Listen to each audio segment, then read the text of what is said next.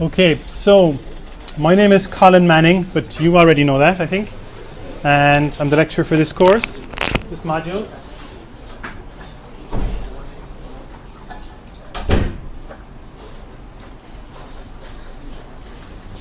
My email address is colin.manning@cit.ie. Be sure to, when you're sending me an email, resist the temptation to send it to @mycit.ie, because it's just CIT for lectures, not my CIT. So what I'll do is I'll talk you through the module descriptor for this module, and then we'll get straight to work as well, although I don't anticipate today you sitting at the machine and doing some work. First of all, because as you can see, there aren't enough machines. But also, I'll maybe I think I'll just explain a few things, and we'll call that a good day's work.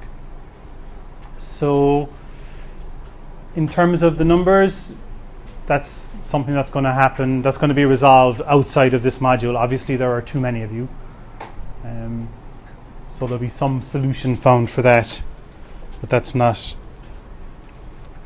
something I'm going to do. So this is SOFT6008 interactive web development, and this follows on naturally enough from SOFT6007, which is web development fundamentals. In web development fundamentals, at the very end, you would have been exposed to a little bit of JavaScript. Don't worry, we're going to start the JavaScript again from scratch, so you won't be relying on what little you did in SOFT6007. As an aside, SOFT6007 has actually been modified, so the weighting for the JavaScript has been reduced even more. So it's less important in that module than it was. It just wasn't really practical to do much JavaScript in that module anyway. So we'll be starting from scratch. This module will assume that you know HTML and CSS, but actually the amount of HTML and CSS you'll need will be quite minimal, really. So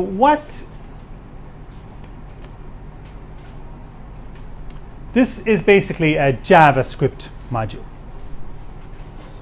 So interactive web development, nice name for JavaScript. The way we write our modules at CIT, we like to keep them generic in case we decide we're going to change a particular programming language or use a different tool. But as it happens, the kinds of things we're going to do with web pages, you could only do with JavaScript. Now, it may happen in 10, 15 years, whatever. There may be different tools, different ways to add interactivity to web pages. But at the moment, you could only use JavaScript for the kinds of things that we're going to be doing. Initially, we're going to look at using JavaScript just to build up pages, just to kind of get the hang of JavaScript and get the hang of the tools and the editor and stuff. But for the most part, what we'll be doing then is looking at a page that's in the browser and then using code to change how it looks.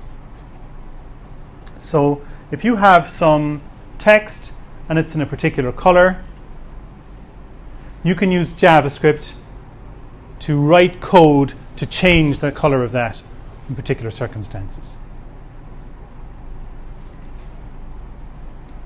So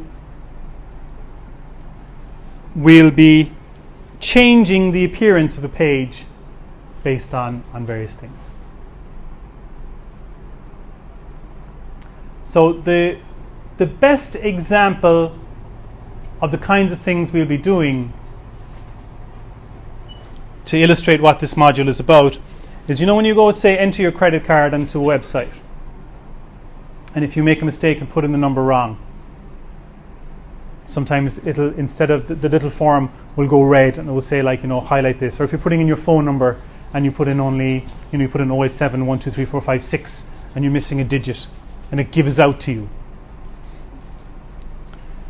The page is locally, there's code on the page locally deciding to give out to you. It's not that it goes off to a server somewhere and that comes back and says it doesn't like it. The web page itself has some built-in intelligence. It says, I don't like the look of that. It changes the color, whatever, that sort of thing. So that's the kinds of thing we'll be doing in this module.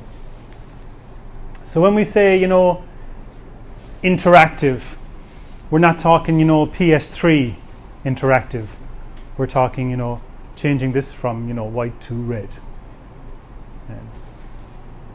You can do lots of mad, cool things in JavaScript. I mean, you could, well, I say not only can you, one student did for his assignment 1 year do Space Invaders in JavaScript. But we won't be doing that. But one could. JavaScript is reasonably, it's a fairly basic language, but you can make it do stuff if you're really determined.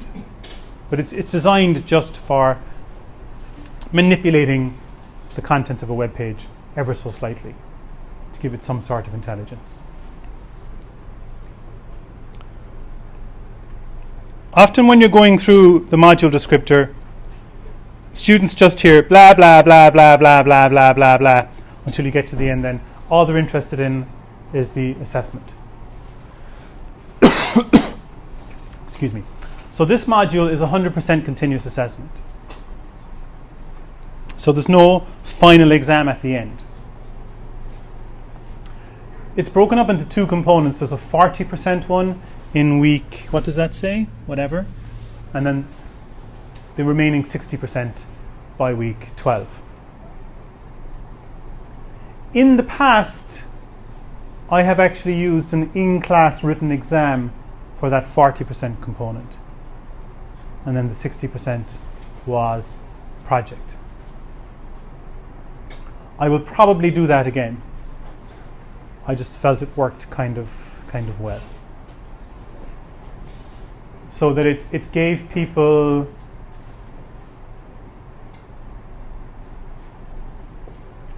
it meant that there wasn't pressure on people to actually produce a project, by week, whatever it was, 4 or 5. But it did also motivate people to study the stuff and get cracking. And also in some cases it gave people a bit of a wake-up call as well. 40% is a big chunk though. If you screw up 40%, it can be a bit of an uphill climb. But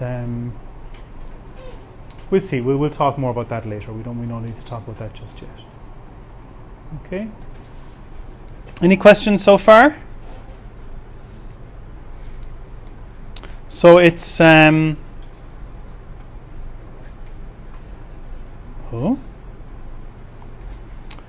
this says this is 1 lecture per week and 3 labs. Is that what the timetable says? Yeah? That's very good. I don't know how I got that past them. Okay. That's ideal for a module like this. It's very practical. It's very hands-on. It's very doing stuff in the lab. The amount of talking I could do about JavaScript is quite limited, really. So it's good that this is 1 hour lecture and 3 hour labs. That's how it should be. So that's very good. Okay. We would have had a lecture this morning had it been assigned a room to happen in. So what I'll do in today's lab is I'll talk through what we would have done this morning. Now, it doesn't mean I'll have to do it again for the next group later on, but that's okay. That's not a big deal. Generally, I might come to each lab with a party piece or something for you, for 10 or 15 minutes, and then you could work away on implementing something like that. Also, I don't go in for typing either. I'm not going to give you a printout and say, now type this and see how that works. Probably what I'll do is I'll say, look, here's this that does something. Now I want you to extend that or build on that.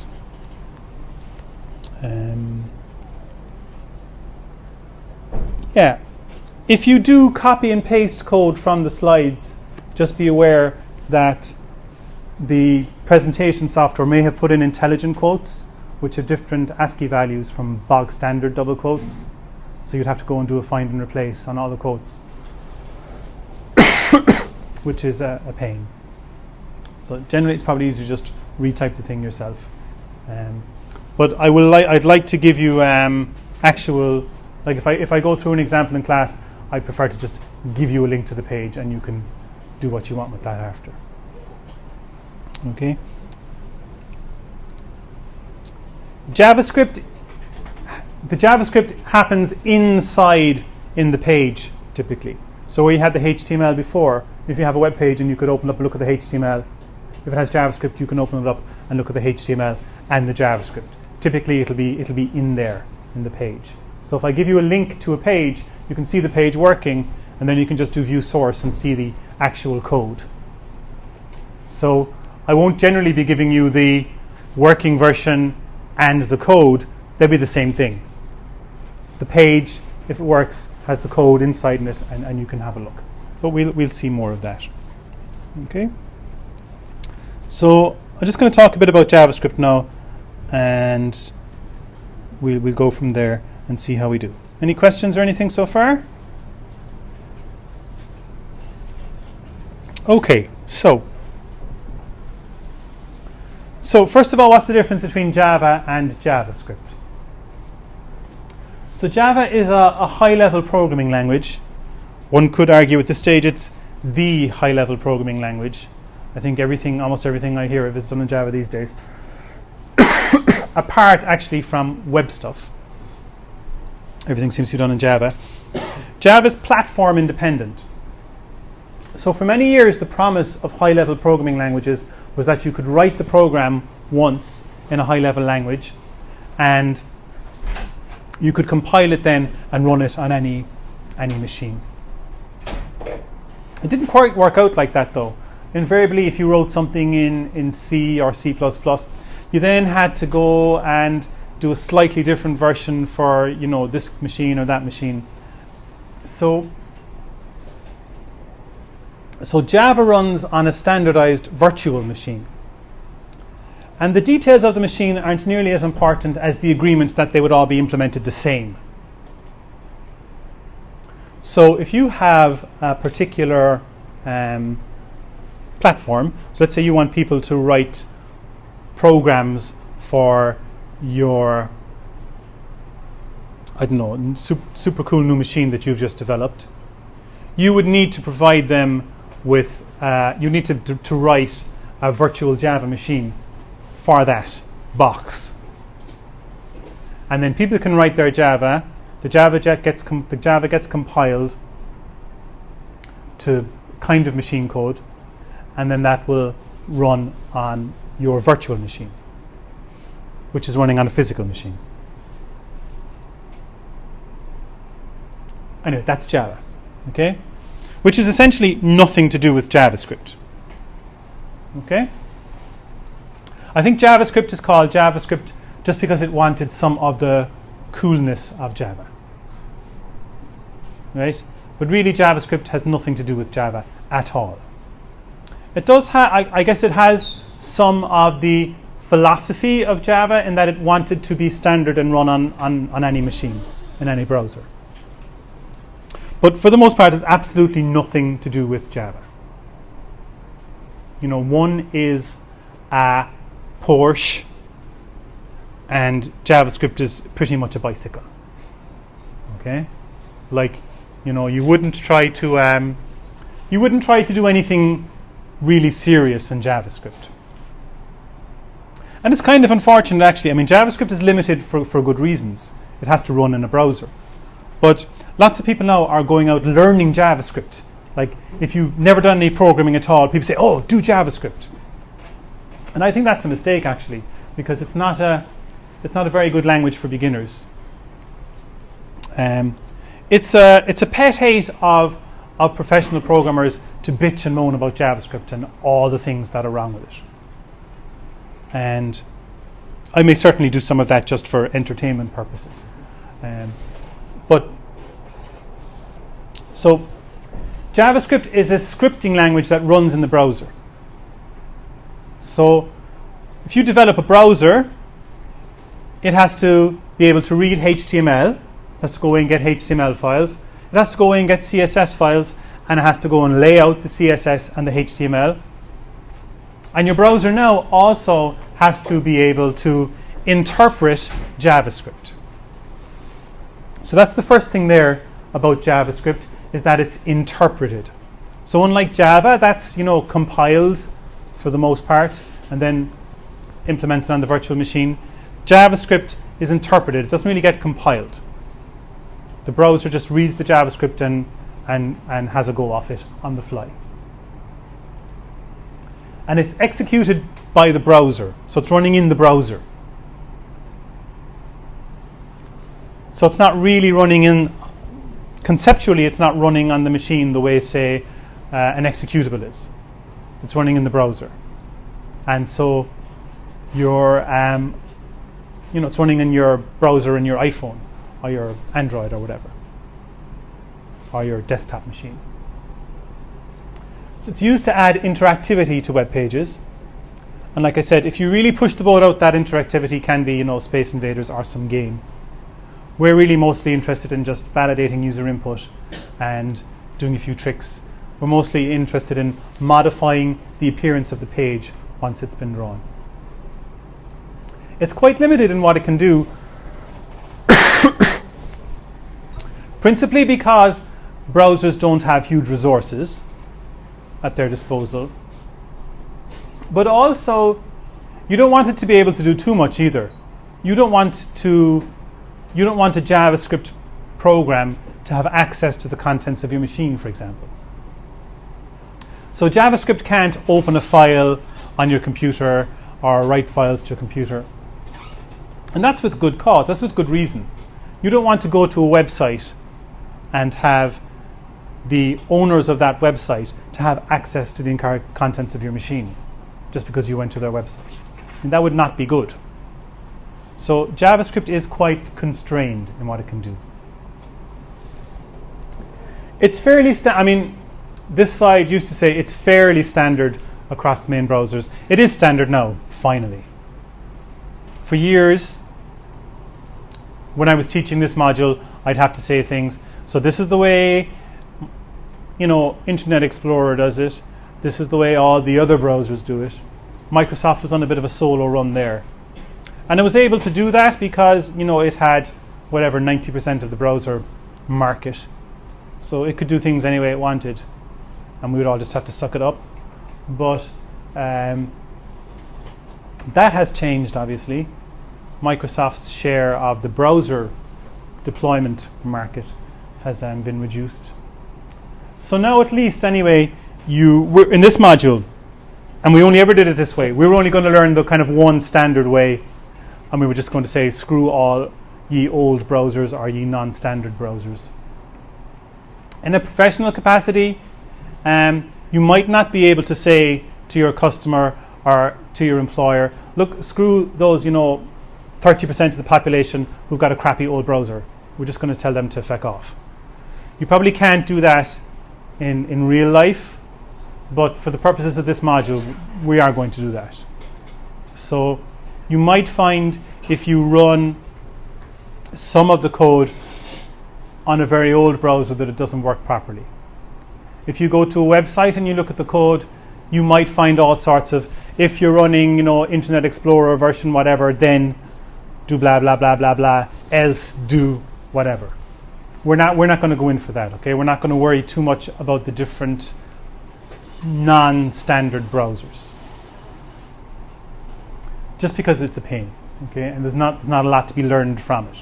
But you should be aware that out in the so-called real world, there may be people with old browsers still hanging on.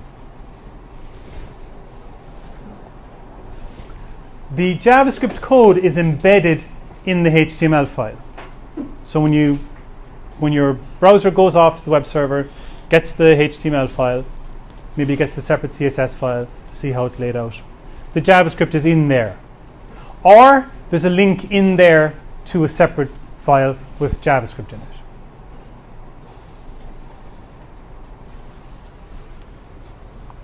But the important point is that it's downloaded by the browser and executed by the browser. It's not being run on the server. The server just serves up the code, and then the browser does its thing. So from the server point of view, it sends a HTML file, a CSS file, and then possibly a JavaScript file as well. In server-side web development is a different module, and in that module, the server is doing work. So the web page, possibly interacting with JavaScript, sends information off to the server, and then the server does blah, blah, blah, blah, blah, blah, blah.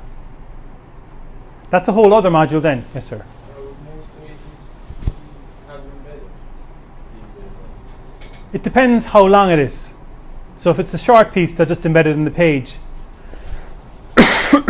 If it's bucket loads of code, it might be in a separate file just for ease.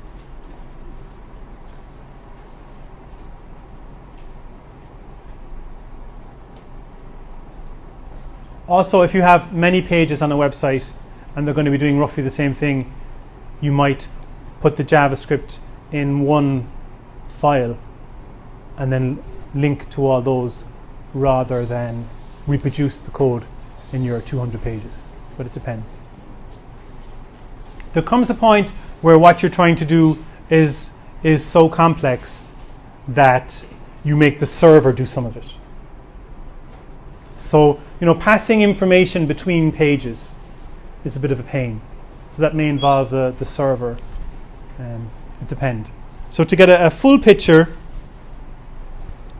to make Amazon, you need, SOFT6007, the front end stuff. You need SOFT6008, how JavaScript works. And then you'd need interactive web development, which would be PHP. Or you might do script programming, which is Perl. These are programming languages that sit on the server and interact with the database. So JavaScript is fairly limited intelligence. It's really just kind of for front-endy stuff. You guys aren't in DWeb, but the DWeb people will have to deal a lot with, the difference between the front end and the back end and what lives where and all that. Okay.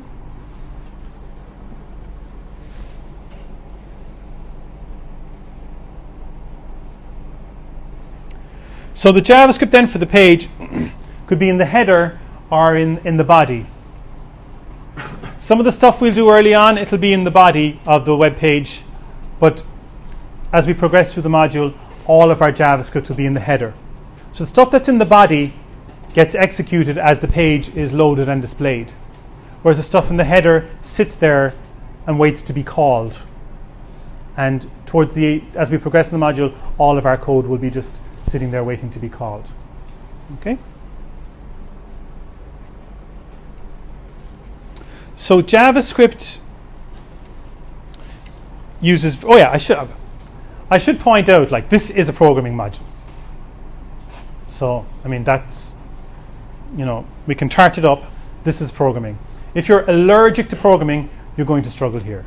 If you haven't a clue how to program, if you got through first year without learning how to program, this could be where you come a cropper. So, and to make matters worse, the debugging tools for JavaScript are not nearly as sophisticated as what you would have had for your programming modules. So it's real sort of hacking away at it, programming. Okay, it's also a fairly inelegant language, and it also has a few peculiar behaviors. When I am king, the people that wrote it will be lined up and shot. But until then, we will just have to muddle through. Okay, but it is a programming module. So you just need to be aware of that.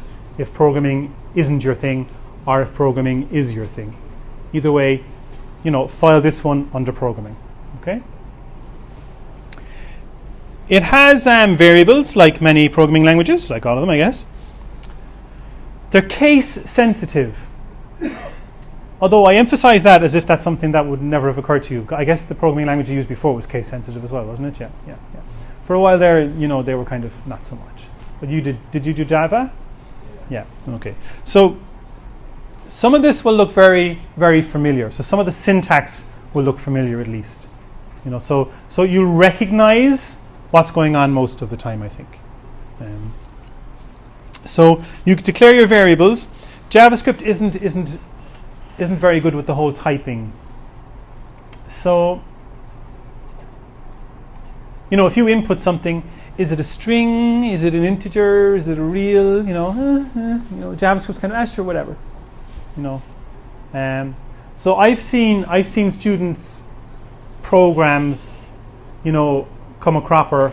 I remember spending an hour with someone once trying to figure out what was wrong because there was a test. If x is less than y, do whatever. And we eventually had, what did we have? Something like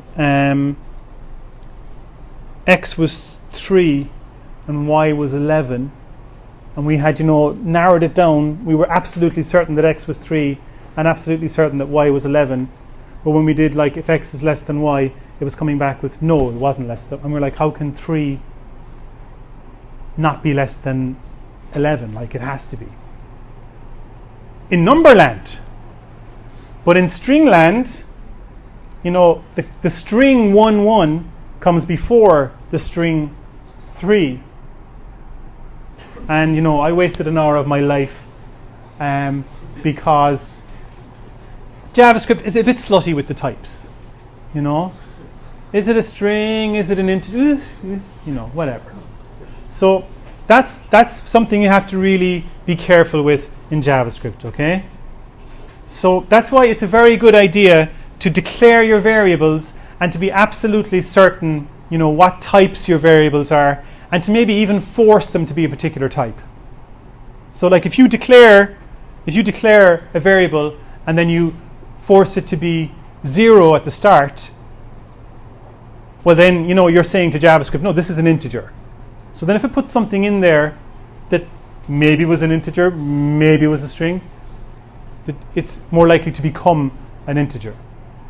Because you notice when you declare a variable, you're basically just saying, here's a variable, make space for it. You're not declaring the type. So you don't declare the type in JavaScript. No, I was a bit of a type fascist in my programming days. The first thing you asked yourself was, what type is it? But some programming languages aren't so concerned with that. So maybe I'm terribly old-fashioned. We'll see. No, it's case sensitive, but that's not a big deal for you guys. There are some reserved words. I can't think of them off the top of my head. And I guess pretty much like Java, the variable names, kind of characters or numbers, but you can't start with a number. The variable name can't start with a number. That's because, of course, well, then it might look like a number, and you'd confuse I was tempted to say compiler, but it's an interpreter. And you can have an underscore or a dollar. You'll see PHP uses dollars and things for variable names, and that's why that's allowable. Okay? So nothing strange or startling there in terms of the variables. The main point really is that it's the types, and it's a bit loose. It's called loose typing. No. So let's look at this program here. So what this program does is when the page loads, it'll use a different greeting depending on the time. So here what the JavaScript is going to do is it's going to ask the operating system it's running on, what time is it? And then depending on what answer it comes back with, it's going to behave differently. So, this might be cute because it means that depending on the time of day, you could have different colors on your web page or something, for example. So you might have, a morning color scheme, an afternoon color scheme, and a nighttime color scheme. And depending on the time of day, when the person goes to the page, the content would be the same, or perhaps not. And the page might look differently. You could even imagine that for a website for a shop or something, you might decide that you're displaying the opening hours on a page, and you might decide that depending on the time of day, if the shop is closed, you might say, oh, you know, sorry, we're closed. You might display a sign, sorry, we're closed, or, you know, whatever. Or if you were a pharmacy or something, you might decide that if people click on your opening hours and it's at a time that you're closed, you might, under those circumstances, display the details of the pharmacy down the road that you'd know to be open. But during the day, when you're open, you don't want to be sending your customers somewhere else. So you might not display that information depending on the time of day. That's a possible practical application. Generally, it's not the kind of thing you'd bother doing, but it gives us a good in here into how JavaScript works. So, looking here, you can see that it's still a web page. It still has all the things you'd expect to see in a HTML file. We have the HTML. For it to be, if we're being pedantic, we'd declare the, you know, the doc type, blah, blah, blah, blah, blah. So we have our header, our title, our body, just as we would in a bog standard HTML file. And you can see down here, we're just saying, you know, br/, line, how are you? So we know whatever it does after that, it says, how are you? So that's an important point. JavaScript lives inside a HTML file. But still bog standard HTML has to meet all the requirements for a HTML file. So we escape the code part of the HTML file with this script. So here we're saying script type equals text/JavaScript.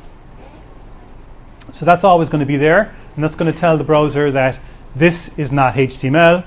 This stuff here now is code. If the browser was capable of running some other kind of scripting language, you know, Moon script, whatever, might be the next big thing. You know, we might be saying type equals text/Moon script or something. But so far, JavaScript's the only show in town. Okay. This is a 2-hour class, yeah? Okay. Now, by the time we're finished this module, you won't be putting any code in the body. I'll be putting very little in the body. You'll be putting all of your code in the header. So code that's in the body gets executed as the page displays. So if you imagine your browser, okay, you just go line by line and do whatever you come across. And if you come across JavaScript in the body, you do that as you come across it, and then you do displaying and more things. Okay? And the scripts in the body will run in the order in which they appear. So let's look at these lines of code here. So we're saying var d equals new date. And note the capital D there. So that's a built-in method there that will evaluate to the current time and date. So when you call that, it gets the current time and date, and it'll put it into this variable D. The next line then, we have a variable called int_hr. Okay, I was in the habit. You probably never seen VB, but it was a programming language where you prefixed your variable names with a 3-character code just to remind you of the type, but it has no meaning. It doesn't do anything. So we have here var HR is assigned, and then we have this d dot get hours. So that get hours method extracts from that date object d, it'll extract from that the time in hours. So the time right now is probably 10:50 something. If the current date and time was in D and we do dot get hours, HR there will get 10. If it was 20 past 5, it would get 17 because it works with 24 hour. Okay, so inside in HR now we have the hour part of the time. So it says 10. No. So document.write is what we use to output to the screen, so to speak. So if in your JavaScript you have a document.write, you're going to output some HTML. So the first line here, I put document.write and I output the date and time. That's really just for the crack, just to see it. Okay, just in the example that we have. And then document.write, we br slash. You notice that it's outputting HTML. So what the browser gets from this JavaScript is the HTML, what it has to use. You'll note there the semicolon after each statement. You have to put those in most of the time. If you forget them, sometimes it works, sometimes it doesn't. Okay? But the important here is that you're outputting HTML.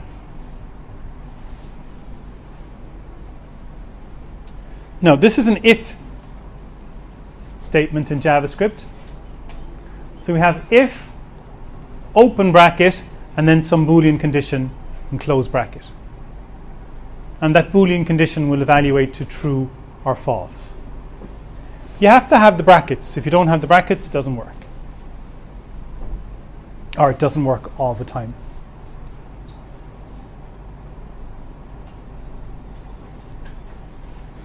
So this first part here is going to be executed if HR is less than or equal to 11. So we say document.write, open bracket B, close bracket, good morning, open bracket slash B, close bracket. And what the B does? It's B for bold.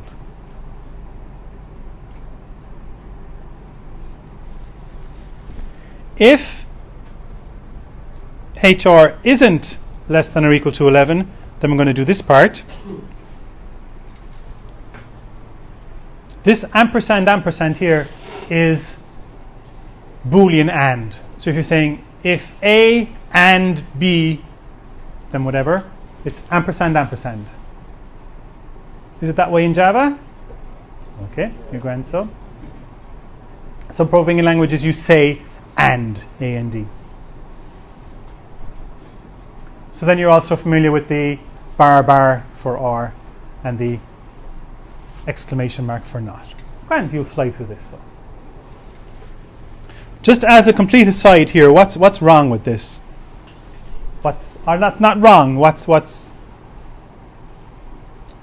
unwise or perhaps even foolish? Any takers? Yes, it can't be both, and it can't be. Kind of. If you're in this part of the code, if you're in the else part of this if statement, like if HR is less than or equal to 11, then you'd be in the good morning part. And if it's not less than or equal to 11, then you're in the else part. You couldn't be here unless HR was not less than or equal to 11. HR has to be greater than 11 for you to even be in this part of the code. So there's no point in testing to see if it is greater than 11, because it has to be. Because if it wasn't greater than 11, it wouldn't be here. So that's unnecessary. But anyway, if this condition is true, whoops, we'll say document.write good afternoon, and then else, so if it's greater than 16, we'll say good evening. So I show you that. Oh, it's nearly 11, isn't it? Or is it gone 11? Oh, it doesn't matter. It doesn't matter. Even if it's between 10 and 11, it's going to have the same behavior anyway. Okay. We're not going to wait here till 12 just to see. So, so here you can see that I ran this earlier, or I opened this up earlier at 10. Was that right? I don't think so. Maybe, yeah. No, there is an issue. It'll come back with the standard time. So it comes back with Greenwich Mean Time. It's a bit handy or confusing for us because we spend 6 months of the year in Greenwich Mean Time anyway. If you were taking this class in California, I'm not sure if it would come up here with Pacific Time, which is the time where you are locally, or Greenwich Mean Time. So if you were doing this in California, you might have to calculate your local time from the Greenwich Mean Time. We spend 6 months of the year in Greenwich Mean Time anyway, and then 3 of the other 6 months we don't have class, so we usually just avoid this whole question. So if I reload the page, the time now is 10:58 Greenwich Mean Time, which is where we are. Like I said, I'm not sure if we were somewhere else. I suppose I could just tell my machine it's somewhere else and see what happens. Let's do that. Let's do that for the laugh.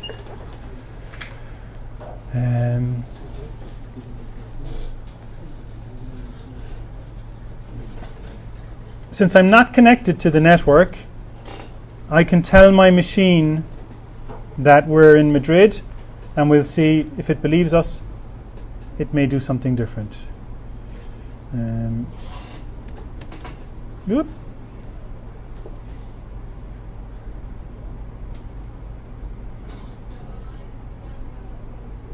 Okay, wants to know where I am physically. The cuteness of it. Okay. So it won't let me set the time manually without... Oh, hang on. No, there we go. Could read the instructions.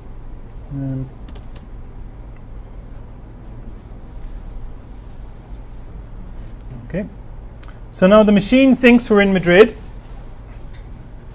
So as far as the machine is concerned, it's 11:59. Let's see what the JavaScript says.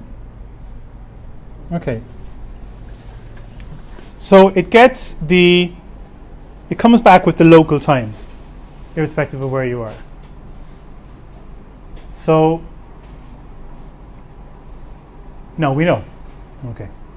It means we also only have to wait 1 minute to see the exciting different behavior of this program. Okay? So, because HR is 11, it'll say good morning. Now it's 12, so the same page now is saying good afternoon. Gripping stuff, I know. Contain yourselves. No. Okay, so any questions on that? Let's look at the code, but it should be exactly as you were expecting. It's pretty much what was on the slide.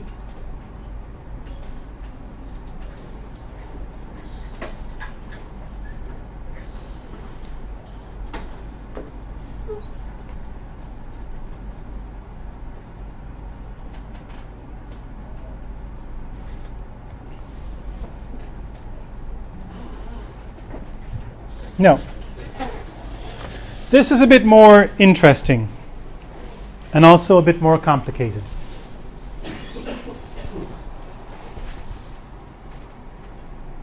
So this page has available to it a number of images, and the names of those images are page-photo-00.jpg, page-photo-01.jpg, page-photo-02.jpg, all the way up to page-photo-06.jpg. And what it's going to do is it's going to display one of those images. It's going to pick at random which one it's going to display. So there's going to be a few things going on now in this example.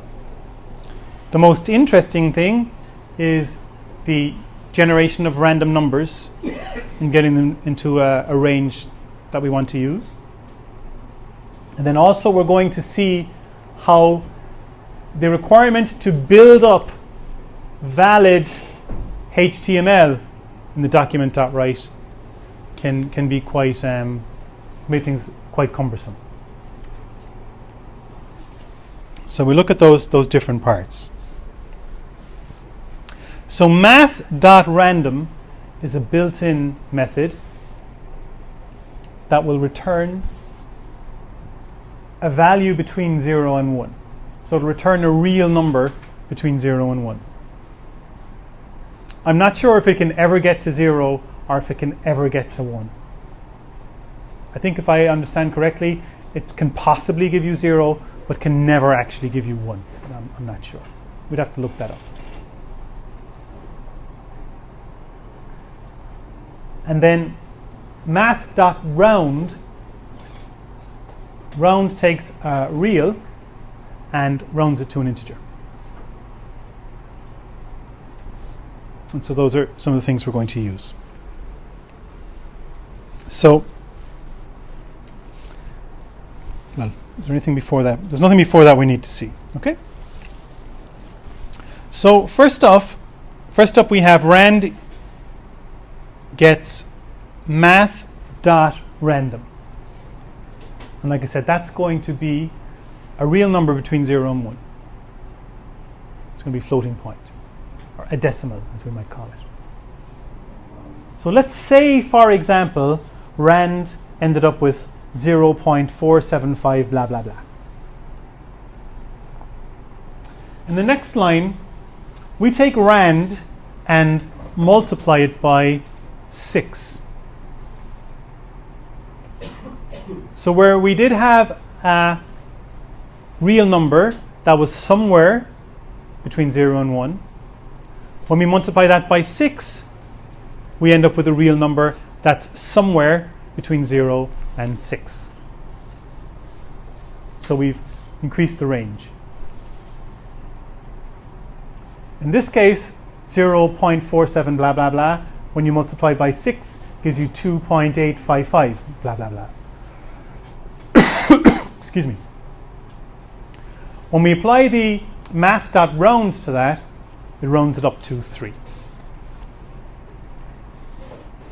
So by the time we're done, my int will hold either 0 or 1 or 2 or 3 or 4 or 5 or 6. Okay? So now that we know that my int holds one of those numbers, now we're going to construct an image tag piece by piece. Remember, an image tag starts with img src equals quote the name of the JPG or whatever, quote, and so on. So we're going to build up that piece by piece. And that's what this document.write does here. It builds up an image tag.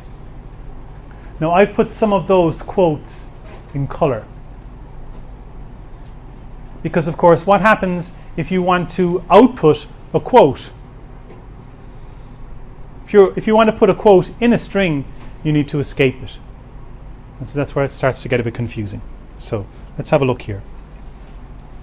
So we're saying document.write, and what we're going to output, the HTML that we're going to output, it's going to be interpreted by the browser and displayed. We're going to put that in quotes. That's the first quote there. So this is the start of the string that we're going to output. So we output open bracket img src equals no. So this slash here is escaping the double quotes. Have you come across that concept before?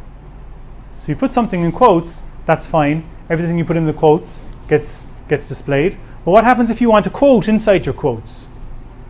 How does it know when it comes across the double quote?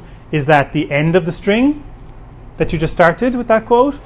Or is it a quote in the string? Well, that's what we have this slash for here. So that escape slash is saying that the quote that comes after this isn't the end of the string, it's a quote in the string. So this is saying open bracket img src equals quote page dash photo dash 0. It says that much. So the quote there is the end of that string. The plus then there we're saying is the value of my int, right? So that's, in the example we had, it was 3, but it could be 0 or 1 or 2 or 3 or 4 or 5 or 6. In this case it's 3. So that gets put onto the string. And then after that then we have quote .jpg. But of course we need another quote then to finish off the file name. So we have escape quote. So this quote here isn't the end of the string, it's a quote in the string. So we're saying quote slash close bracket and then br slash and then the quote at the end there is ending the string. So the quotes in this can wreck your head a bit, as can the different slashes. So that's why I've tried to color code them there as best I could. So let me just see if I can find that and show it to you working.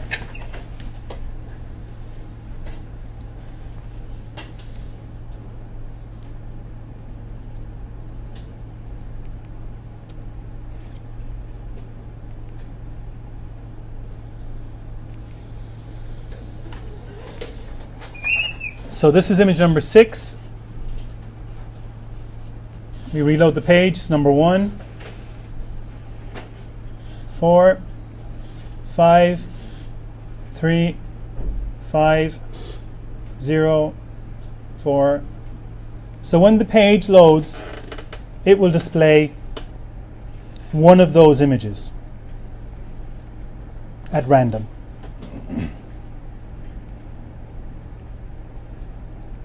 So that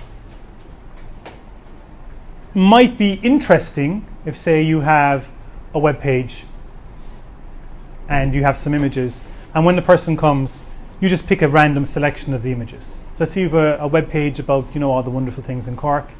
Rather than just have it look the same all the time, you might just, vary it. Why not?